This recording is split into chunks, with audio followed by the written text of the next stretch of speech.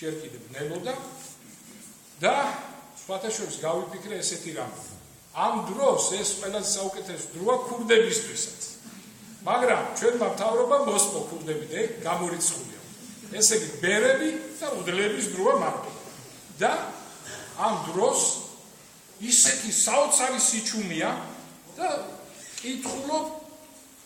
კითხულობ ქურდის არ მეშინია და ქურდების აღარ მეშინია და კითხულობ პატრიარქის გადაგებას ამ ეპისტოლეს.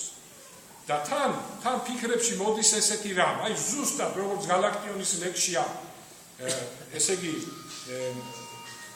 სარკმელი ღია მაგდა დაუბერა სიო და გამახსენდა ეს ლექსი, რომ ღამე იწვის დნება სიო სარკმლით მონაქროლი იქ ველთა მე მგონი ზღაპარს მეუბნება და მე აი თითქოს ღამის რაღაც იდუმალებას მეუბნებოდა. და აი ასე ნელ-ნელა ხან ფიქრებში ხან ამ დიდებული ეპისტოლეების კითხვაში მიუყვები. პატრიარქის სიტყვას გავნაგზო. თავისი ბუნებით ადამიანი მიირთვის ბედნიერებისაკენ.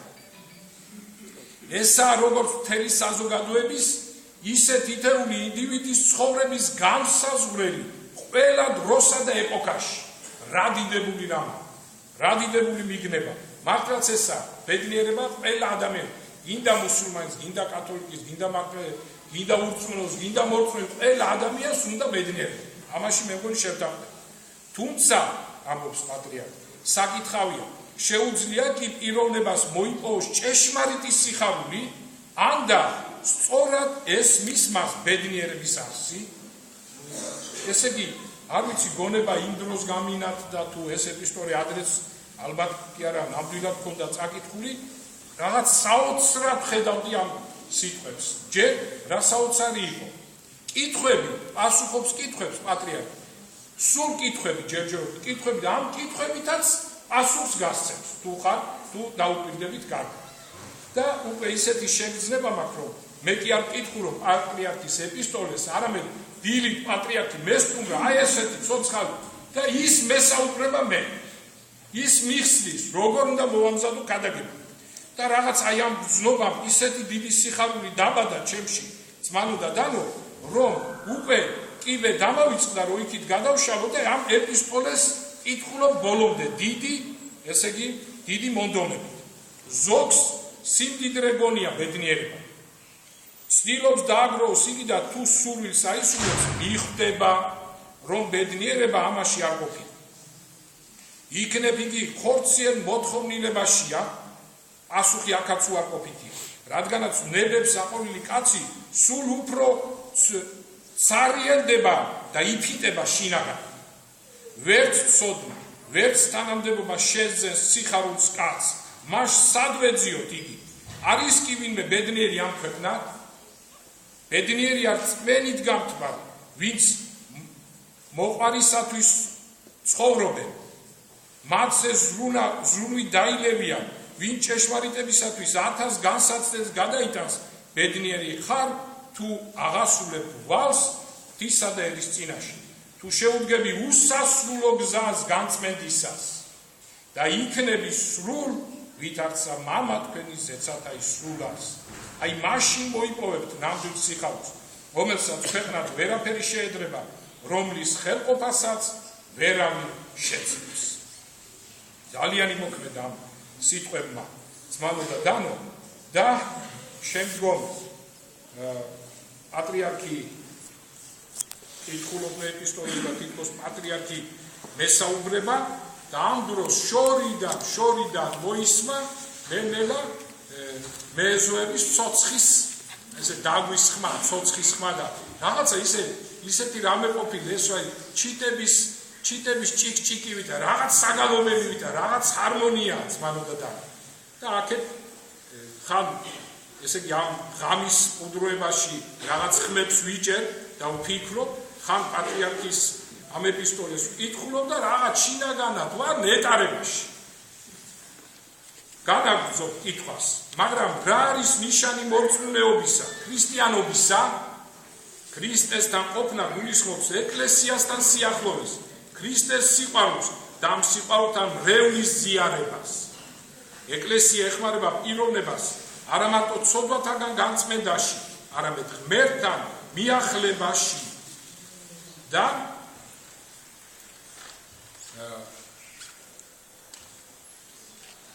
ვერტიკალური ჭვრეტა ცისა და მიწის ერთობა სრულყოფილების კიბეზე პატრიარქმა ესე კიბე ახსენებს ამაღლება ადამიანის სულისა და ზრახვის ღვთისკენ მიმართვა და მასთან სრული შერწყმა. აი ეს ეპისტოლე ნახევარი ეხება ძმანო და დანო აი ასეთ მნიშვნელოვან კითხვებს, სულიერ კითხვებს და პასუხებს. მერე იწყება ოჯახის ბედნიერებას.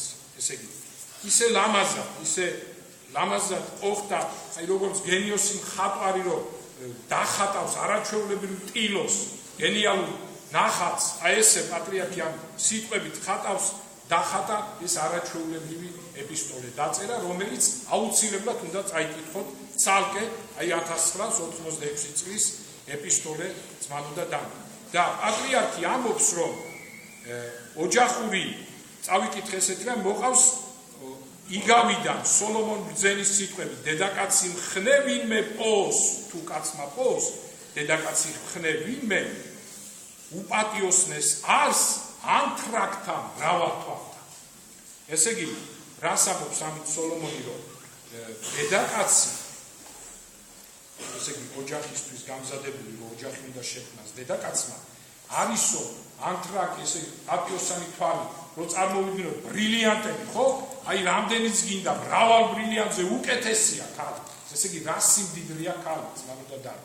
და უცებ გამახსენდა, რომ სხვათაშორის ეს მე წავიკითხე, ეს ჩემი ლიტონი ესეთი სიტყვები კი არა ის უბრალოდ რაღაც მოფიქრებული ან ვიღაცის ჭორი. ჟურნალში წავიკითხე, საპატრიარქო ჟურნალში, რომ აი 16 წლის და 55 წლის, ესე იგი ისეთი ასაკები, რომელიც უკვე ქალი მზად არის ოჯახის შექმნას, აი 45 დაგვიანებულია, მაგრამ მაინც ასე ვთქვათ, არის შანსი, რომ ოჯახის შექმნას, აი ასეთი ასაკის ხალხი არის საქართველოში 9 მილიონი. მე ეს რო წავიკითხე, ბულინკინაღამ გამისკა. საერთოდ რაღაცზე ვფიქრობდა, რაღაც ვაშენებ და რასაკა დაუყულია, თუ ამას არ მივხედებ, ძმანო და დანო. და ამ წაკითხვის შემდეგ ამ სოლომონის ამ სიტყვების გამახსენდა და ესეთი რამე თქვი, რომ ესე იგი ეს 500,000, 9 მილიონი ქალი მიმოფანტულია საქართველოში. და 9 მილიონი ქალი თელ საქართველოს როგორც აი ბრილიანტებით რო აავსო საქართველო აი ამას ნიშნავს. და როგორ ქართველი კაცი ამ სიმდიდრეს ვერ იყენებს ძმანო და დანო. მაგრამ ნუ მოდით ახლა ეს სხვა თემაა, დიდი მარხვა ჩვენ გადავიდეთ და დავასრულოთ პატრიარქის ეპისტოლე თავდება აი ესე საოცარი სიტყვები. როგორი დიდი ოჯახიც არ უნდა კონდეს კაცს, ნათესავების და მეგობრების რა ფართო წრეშიც არ უნდა ტრიალებდეს ადამიანი, ადრე თუ გვიან მარტოობა მაინც ეწვა. და აი მორწმუნესათვის ეს არის უფლის სიახლოვე. ურწმუნოთათვის კი ეს არის მეტად ძნელი. ისინი კარგავენ სიცოცხლის ას, ტანჯვა და შიში იპყრო, შეწუნებულებით ცდილობენ გაექცენ საკუთარ ხავს. აი, ესე იგი, რა დიდებული მარგალიტია, რა დიდებული განძია სარწმუნოება ძმანო და დანო, გვეხმარება ყველა პერიოდში, არა მარტო ახალგაზრდობაში, მერე ბოლო ჟამსაც, აი ყველაზე მთავარ ჟამს, როდესაც მარტო რჩება ადამიანი, როდესაც უკვე გასვლის დროა, აი იმ დროს მორწმუნეს წინ იშლება ახალი ცხოვრება იწყება. ხოლო ურწმუნოსათვის ყველაფერი თავდება და მართლაც უსასრულობაში ვარდება ადამიანი. და როდესაც დავასრულე შემდგომ დალოცვა პატრიარქის ეპისტოლეში და დავამთავრებ კითხვა, აი ზუსტად აღვივსე დიდი სიხარული ძმანო და დანო. თან უკვე განათდა ოდნავ და იმდენად დიდი სიხარული მქონდა, გადავშალე უკვე ეს არაჩვეულებრივი წიგნი კიბე და რო უყურებდი ამ კიბეს, რაღაცა ეს წიგნი სულ მაქვს სახში, მაგრამ ზოგჯერ ვერ ამჩნევ, ხო, ზოგჯერ გამოგჩნდება და იმ მომენტში დავაფიქსირე რა სიმდიდრის პატრონი ვიყავ. არა და ეს წიგნი ძმანო და დანო ვის 10 ლარამდე თუ 7 ლარამდე და შეგიძლია ესე იგი აუწყონელი განცი იყიდო ამ 10 ლარამდე. აუწონებ და როდესაც დავაფიქსირე რომ რა განძის ფლობელი ვარ და მიჭირავს ეს წიგნი ხელში საოცარი რამე დამეუქვა აი როგორ ავწევ არ ვიცი მეგინაღამ გავგიჟდი აი შიგნით ქარიშხალი რო დაიწყოს გარეთ კი არა აი ქარიშხალი შიგნით დავემართა ქარიშხალი რაღაც ბედნიერების გან და რაღაცა მინდოდა მეცეპა მეხტუნავა ავყირებულიყავი ერთი ამბავში რომ და არც არის გასაკვირი ხო იც ვიცი ჩვენ ახლა რუცებ რო გამდიდეს კაცი ოჯახში რა მოუვა ხო ა დუტა მანქანას რომ მოიგებს და რომ რა წივილი ტივილია ხოლმე საჩი და მე მანქანა კი არის ეს აღვიქვი როგორც სასწაულის სიმდიდრე აუწონარი სიმდიდრე ძმანო და დანო და რაღაც უდიდესი სიხარული მეუფლებოდა და მართლა წარმოვიდგინე რა დამემართა მეთქი და ალბათ ის რომ აი ამ განძის პატრონი რო ვარ რაღაცნაირად რო დავაფიქსირე აი ეხლა ამ წუთში ამ წამში იმიტომ არის ეს დიდი სიხარული და ალბათ მართლაც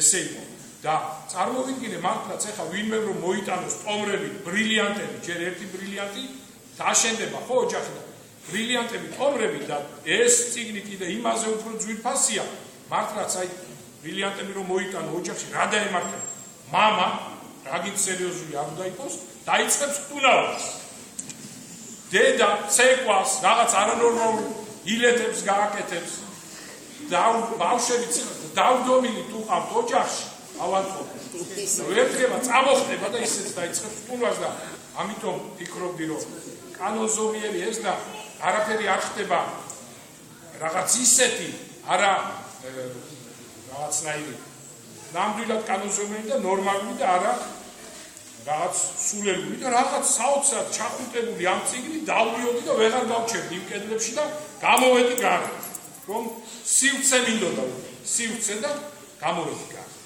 და შემდგომ როცა ცოტა დავწყნარდი კვლავ დავჯექი და დავიწყე ამ დიდებული წიგნიდან ფრაგმენტულად ამოვწერე ადგილები იმიტომ რა ხამ წიგნს ხო მთლიანად ერთი კვირის გადაგებაში ვერ ჩავატებდი და ვერ მიმოვიხილავ თუმცა იმდენი ვილაპარაკეთ უკვე რომ ალბათ ძელია კიდე ბევრი რამ ვილაპარაკოთ მაგრამ ბევრი ვილაპარაკოთ მაგრამ ცოტას თვითონ კიბეს შევეხები თუ რა დიდებული წიგნი ხო აპატიეთ მე არ ვიცი დავბერდი დაადრევა თუ არა აუცილებლად ჭირდება უკვე კონსპექტი და ხშირად ვიყურები კინაღამ გამომჩა ერთი მთავარი რაზმები მომივიდა იცით ჩახუტებული წიგნით რო დავდიოდი ამ კიბით რო ვამბობდი პიროდი შინაგანად ისე კი არ პიროდი მართლა შინაგანად აი ხმა პიროდი აი ესეთ რამეს ყველა ჯურის და იდეების მატარებელნო პიროდი წარმოაჩინეთ წიგნი თქვენი უფრო დიდი უფრო ღრმა უფრო შინაარსიანი ვიდრე კიბია აი ეს კიბე ეს წიგნი არის მტკიცება ქრისტიანობის ჭეშმარიტების და მართლაც დავსვათ ეს კითხვები და წარმოაჩინოთ ნებისმიერი ჯურის, ნებისმიერი იდეის მატარებლებმა, სხვა იდეის მატარებლებმა, ამნაირი ფსიქოლოგიური, ამნაირი ღრმაწვდომა ადამიანის სულში წარმოაჩინე. და რა თქმა უნდა ისინი ჩემ წარმოდგენაში თავდახრილი იყვნენ ყველა. მე კიდე მიხარობდა. ვაფრიალებდი ამ წიგნს, როგორც დიდებულ დროშას, გამარჯვების დროშას. დაიძმანო და დანო, მოდით ამოვიდოთ პატარა ადგილები ამ დიდებული წიგნიდან და რადგან ყველაზე მეტად ჩვენ გვევძვის ამპარტავნება, მეც ამპარტავნების იქ წერი ამპარტავნების თავის შესახებ იქ გადავხედე იმ ადგილებს. იოანე კიბის აღწერილი გვეუბნება ეს მე-6 საუკუნის წმინდა მამაი. ამპარტავნება უარისყოფა ღვთისა და მეგობრობა ეშმაკის. აი რა საოცარი სიტყვები ესე იგი მარტო აი ამ წინადადებით შეიძლება ადამიანი გამოსწორდე და განაგდო ამპარტავნება. ამპარტავნება განკითხვის დედა. აი თურმე ჩვენ რო განვიკითხავ ვინმეს რატო გვემართება ეს ამპარტავნების გამო განვიკითხავ ვინმე რუშს იმიტომ რომ შენ თვლი რომ შენ უფრო დიდი ხარ იმაზე და წმინდა ამპარტავნება უნაყოფობის სახი ესა ყველაზე საშინელი ესე იგი რა საქმესაც არ აკეთებ ძმანო და დანო ხო ყველა ჩვენ პროფესიის ვარ ხო ერთი სხვა ერთი ექიმი ერთი მშენებელია ერთი მწერალი ამპარტავანი თუ ხარ უნაყოფოა შენი ცხოვრება